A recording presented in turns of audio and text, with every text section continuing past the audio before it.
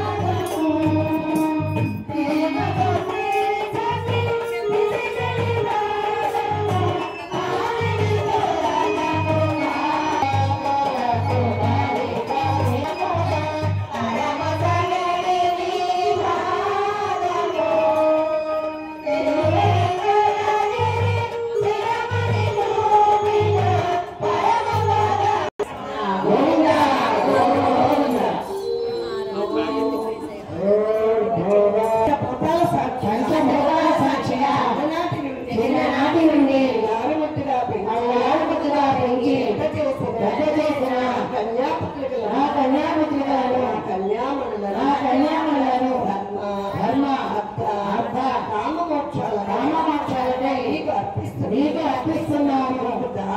నీకు దానమిస్తున్నాము. దానం వల్ల మాకు బ్రహ్మలోక ప్రాప్తి కలగాలని అడుగుతున్నాము. ఈ దానం వల్ల మాకు బ్రహ్మలోక ప్రాప్తి కలగాలని అడుగుతున్నాము.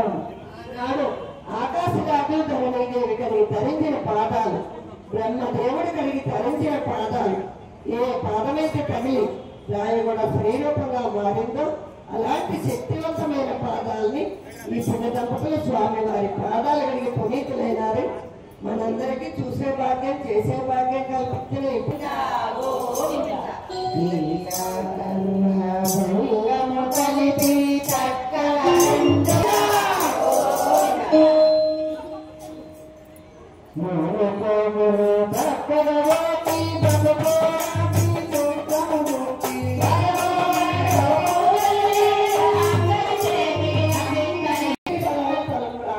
వెండి మందార పుష్పాల ఫలంగా